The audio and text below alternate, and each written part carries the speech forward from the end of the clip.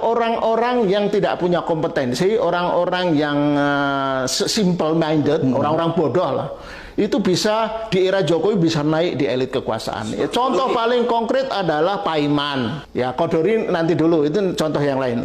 Paiman. Ini orang yang profesinya adalah pencetak buku, pencetak ijazah palsu, Jalan Pramuka. Orang yang nggak jelas pendidikannya, tiba-tiba karena era Jokowi, ekosistem sistem politik Jokowi, dia bisa menjadi wamen, bisa jadi profesor, jadi komisaris, profesor, rektor ya, di mana wakil rektor.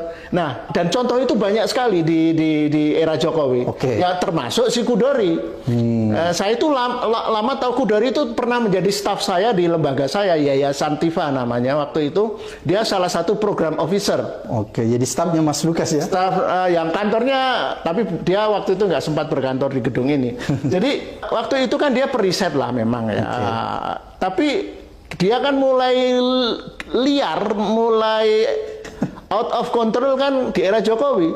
Dan karir politiknya sangat melejit kan ketika dia menawarkan 3 periode untuk Jokowi. Ketika dia menjilat Jokowi. Jadi itu hasil jilatannya ya? Hasil jilatan. Jadi dia Jokowi suka karena dia menjadi salah satu juru bicara ambisi Jokowi untuk 3 periode.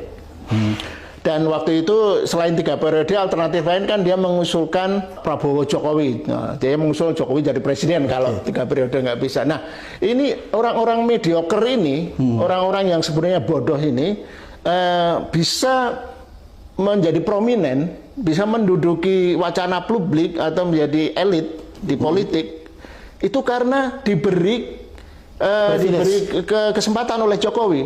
Dan Jokowi lebih nyaman dengan kaum-kaum penjilat bodoh ini. Apapun kalau dia dijilat, orang itu akan naik. Contoh lain yaitu Sylvester, siapa itu yang sekarang kabur itu. Dia orang kan pendidikannya nggak jelas, preman kan semuanya. Di depan stasiun TV ngajak berantem dan sebagainya. Dan orang-orang seperti inilah yang di Jokowi maju. Nah, nggak mungkin negara akan maju kalau orang-orang yang bodoh dan levelnya perilakunya preman menjadi elit di negara ini. Jadi orang-orang yang manipulatif, orang-orang yang menjilat, itulah yang punya peluang untuk sukses di era Jokowi. Nah, itu yang kedua. Yang satu tadi mediokritas, kemudian yang kedua penjilatanitas. Jadi sinkopasinitas. Jadi orang-orang yang menjilatlah yang sukses di era Jokowi. Jadi kalau siapapun Anda, relawan yang punya prinsip, relawan Jokowi, tetap akan stuck kalau Anda tidak pintar menjilat. Nah, ya penjilatan itu